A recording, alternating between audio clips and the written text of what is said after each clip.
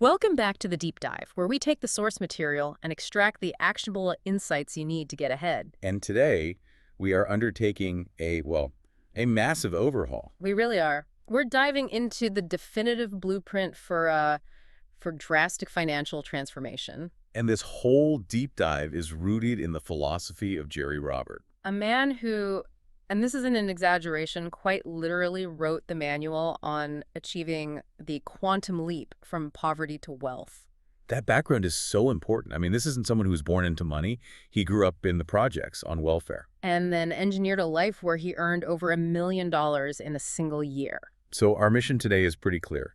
We're extracting his precise game plan for shifting those internal paradigms. The ones that govern your behavior, your decisions. And ultimately your bank account. And he throws down this central concept right away, which is just crucial. Major financial change isn't an external event. Right. It's not about winning the lottery. Exactly. And we all know those stories, right? People who win and are worse off a few years later. Because they never acquired the millionaire mindset. Robert says success starts with a choice. A deliberate choice to think and act like a wealthy person, no matter what your bank account says right now. And he has this perfect story to illustrate how we get in our own way. The African monkey trap. Oh, this one is good. Yeah, so it's a hollowed out coconut shell, right? It's tied to the ground, and it has a little hole in it. Just big enough for a monkey to slip its empty hand through. Exactly. And inside, a handful of peanuts. So the monkey reaches in, grabs the peanuts, but now its fist is clenched. And it's too big to pull out. The monkey is caught. And here's the lesson, right? The monkey is only caught because it won't let go of the peanuts. And Robert's argument is that we all do that. We cling to our own peanut ideas. The old conditioning. Things like, be realistic, or money is the root of all evil. Things you hear from, well-meaning people who are often struggling themselves. And we hold on so tight to these limiting beliefs, and they are the very things keeping us trapped. That's a powerful way to frame it. So we've got the enemy identified. Old programming. How do we actually start the overhaul? What is this internal operating system? Well, he starts with that inner battle, Yeah. the struggle between the old programming and the new success-oriented conditioning you need. So if you grew up hearing money doesn't grow on trees. You've likely internalized that scarcity. And scarcity thinking just creates scarcity results. So the job is to learn to reject those broke concepts. To make this tangible, he uses a model from Dr. Thurman Fleet, the stick person. Yeah, which simplifies the self into three parts: conscious mind, subconscious mind, and body. But he makes it so much more functional. He calls them the captain and the crew. And that analogy is just perfect for understanding how this all works. The conscious mind is your captain. Your intellect, the part that can look at a thought and either accept it or reject it. Exactly. But the subconscious mind, that's the crew. And here's the crucial part. The crew has only one word in its vocabulary. Yes. It can't reason, it can't judge, it just executes the captain's command. So if the captain is thinking, ugh, I'm so overwhelmed and tired all day long. The crew just says, yes, command received, and immediately starts producing exhaustion in the body. Or if the captain has this belief that their income is capped at, say, $50,000. The crew will work tirelessly to make sure your actions, your results always land right around $50,000. It's just following orders. Okay, so this is the pivot point. The control lies with the captain's power of reason. You can use your intellect to intercept a thought before the crew gets it. You can choose a new thought, a new command, and it doesn't matter what your past results were. You are the only one who can interrupt that cycle. So if the crew is all about habit and repetition, what laws are governing the external results we're seeing? This is where the internal shift connects to, universal laws. First up is the law of vibration. Everything vibrates, right? Our thoughts included. So if you're stuck in, let's say, $30,000 thoughts, you're vibrating at that frequency. And you literally cannot see the million-dollar opportunities because they're on a whole different frequency. This is where that story of the gold Mercedes-Benz comes in. It illustrates this so well. It's a great one. So Robert's friend buys a rare gold Mercedes, and all of a sudden... he starts seeing them everywhere that same day. Right. But the cars were always there. Before he bought his, he just wasn't tuned into that frequency. He hadn't created a cell of recognition for it in his mind. Once he internalized the idea, his awareness just expanded. Exactly. If you're not vibrating at that frequency, the opportunities are just invisible to you. And the second law? The law of germination. which is all about patience. Ah, the hard part. The very hard part. When you plant a new idea, a new goal with your subconscious crew, you can't force it. You can't plant a carrot seed and then yank on the little green shoot every day trying to make it grow Let's faster. just kill it. You'll kill it. It requires consistent, patient energy over time. That's the recipe for massive results. Okay, so the internal system is being recalibrated. The captain's giving better commands. We know we need patience. How do we turn that into, actual financial structure and discipline? Where does the physical work start? It starts with making that command so clear, the crew knows exactly what to do. Goals have to be specific and measurable. He says they have to pass the daddy test. The daddy test. I like that. Explain what that is. Well, if you tell your dad, Daddy, I'm going to be a millionaire, what does that even mean? It's too vague. Right. He doesn't know what you're actually doing. But if you say, Daddy, come watch me pay cash for a brand new red Rolls Royce by December 31st, 2027, now that is a clear command. Specific, measurable. The crew can get to work on that. And to really burn that command in, he prescribes the magic 30-day exercise. Which is writing out your primary goal, your A1 goal. Every single day for 30 days straight. That repetition just locks it in with the subconscious crew. It's the ultimate programming tool. You're forcing the captain's focus until the thought becomes a habit for the crew. Exactly. Okay, let me challenge this a little. 30 days of writing the same thing over and over. That sounds like it could lead to burnout. Or just feel like tedious homework. How do you get past that?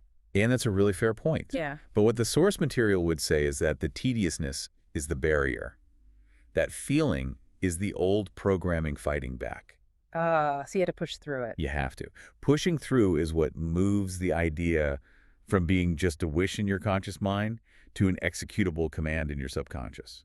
The commitment has to be irrevocable. Irrevocable commitment. That's a perfect lead into the Power 10 principle. This is the real financial discipline part. Yes, this is the strategy of committing irrevocably to investing at least 10% of every single dollar you earn. Period. No excuses. None. And this, combined with compound interest, is how you escape that paycheck-to-paycheck cycle. He even calculates that someone on a really meager salary, if they just put away $1 a day, can retire a millionaire. If they hold that commitment sacred. It's not about the size of the shovel. It's the discipline of picking it up every single time. So beyond saving, he also hammers home the need for financial order. Because order eliminates worry. And worry is just this massive energy sink. It sucks your attention away from creative, income-generating thoughts. So he recommends this money magic dual filing system. Right, two separate systems. What are they? First is just your basic alphabetical files for important papers. Your mortgage, insurance, investments, standard stuff. But the genius is in the second part. The bring forward system.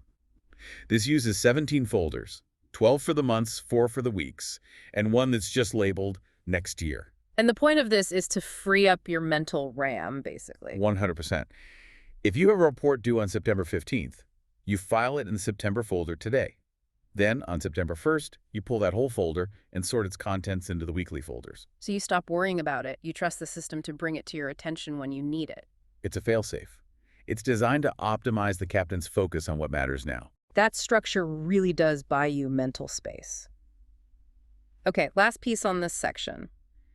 Controlling debt. Debt is seen as a trap, something that just chokes your life and your opportunities. And there's a key metric to watch. Keep your non-mortgage debt payments below 10 to 15% of your take-home pay. If you're above that, you're in the danger zone. And the advice is practical. Very. Aggressively negotiate your terms. Immediately replace high-interest credit cards. He gives the example of switching from a 21% card to a 12% card on a $10,000 balance. That saves you $900 a year. Which is $900 more that can go straight into your Power 10 investment fund. It shows how a few hours of discipline can create immediate leverage. All right, so now we move to multiplication. A lot of people think the answer is just get a better job, but he focuses on MSI, multiple sources of income. And he's really specific about what MSI is. It's not just another job. It's generating additional service that leads to additional income. It's about multiplying your effort. Yes. The perfect MSI is work you do once that pays you over and over again. Writing a book, creating a training program, something that decouples your income from your time. So if you're sitting there with a bunch of ideas for an MSI, how do you filter them? What are the criteria? There are 5.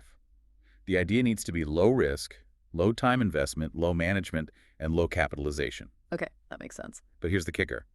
It must demand a higher level thinking. You're working with ideas, not just labor. And it has to produce both high return and high service. So wealthy people just refuse to chase small ideas. Or low leverage activities. It's a fundamental mindset shift. Okay, so you've got your big idea, but no one succeeds alone. This brings us to what he calls the secret weapon of wealth, The mastermind concept. which is the collective application of creative power. Right. Napoleon Hill made the concept famous, but Robert really emphasizes its power. When you get intelligent people collaborating in harmony, the result is synergistic. It's not just the sum of the parts. He says it's more like the power of 11 than just 10 individuals. That energy is powerful, but it requires the right mindset going in. You can't just show up to take. The mindset has to be about giving, unconditional giving. And that commitment has to be backed by, well, fierce accountability. He has this great aggressive name for it. The Attila the Hun Committee. The Attila the Hun Committee. Okay, wait a minute. That sounds incredibly intense. Is there a risk that something that aggressive just creates burnout or resentment? You know, it's designed to be aggressive on purpose because most people don't fail because of a lack of ability. They fail because of a lack of commitment. So if you have an Attila committee breathing down your neck, You are far less likely to slack off. Robert says masterminding without action is just master smooching. This ensures execution. that totally reframes it. The intensity is a guardrail against inaction. Precisely. So for anyone who wants to start or join a mastermind, what's the structure of a session look like? It's usually about 15 to 20 minutes per person. First, you write a clear objective, no vague language. Second, a needs list. What do you specifically need to hit that objective? Contacts, resources, knowledge. Yep. Third, the group just generates ideas. Rapid fire. No limit thinking. And you never, ever reject an idea in this phase. Quantity over quality at first. Yes. Fourth, provide contacts, remembering you're less than 5 people away from anyone. Fifth, prioritize the ideas. And sixth, the most important step. You have to move into action within 48 hours. That structure is what turns the synergy into real momentum. So we've gone from internal programming to external strategies. Finally, how does all this translate to the marketplace? To selling. He talks about the failure of the old way. Oh yeah, the old way was cold calling, manipulation, high pressure. The one-night stand approach to business, it just leads to massive burnout. For everyone involved. For everyone. The new way is the marriage model. It's all about long-term relationships, trust, and most importantly, attraction. And attraction is the secret weapon. You shouldn't be chasing customers. You have to make prospects come directly to you. He has this simple analogy. Selling is like kissing. You can't kiss someone who's backing away. Exactly. Your goal is to create so much credibility and differentiation that people are just naturally drawn to you. So it's about credibility, not slickness. Because most businesses suffer from a disease of sameness. That's it. Differentiation is everything. And for Robert, the ultimate tool to achieve instant attraction and credibility is a book. The book as a marketing tool. How does that one piece of intellectual property shortcut the entire sales cycle? It does 4 things almost immediately. First, it instantly differentiates you. It separates you from the crowd. Second, it positions you as a trusted authority. He cites those Milgram experiments on the power of authority. The power we give to authority figures is immense. A book hands you that authority. It makes the prospect stop seeing you as a salesperson. And start seeing you as a guide. Precisely. Third, it attracts prospects like a magnet. He gives an example where calls jumped from 20 to 500 when an ad started offering a free book. Wow. And finally, it shortens the buying cycle because the trust is already built before you even talk to them. It's a credibility engine. This has really covered the whole spectrum, from the psychological route, the captain and the crew, all the way to an attraction-based sales model. And the core philosophy is still the same as it was at the beginning. Results change when your thinking changes. That shift from poverty to wealth, it starts inside. It reminds me of that William James quote, "The greatest discovery of my generation is that human beings can alter their lives by altering their attitudes of mind." And the ultimate lesson from Gerry Robert's own mentor, Leland Val Van de Waal, was this. You have learned nothing until you have a new permanent change in results. This isn't just about learning things, it's about application. Which leaves us with a final thought for you to explore. Think about the story of Tommy the Rope's brother, Lance. He succeeded because he refused to hang his dreams in the closet. And now, consider the lesson of the dime store pearls. The little girl is clinging to her cheap, fake necklace, right? And she won't give it to her father, who she loves. But when she finally lets go of the imitation. He gives her the real thing, a genuine strand of pearls he had for her all along. So the question for you is this. What old perceived necessary resource or limiting belief, what dime store pearl are you still clinging to that's preventing you from receiving your genuine treasure?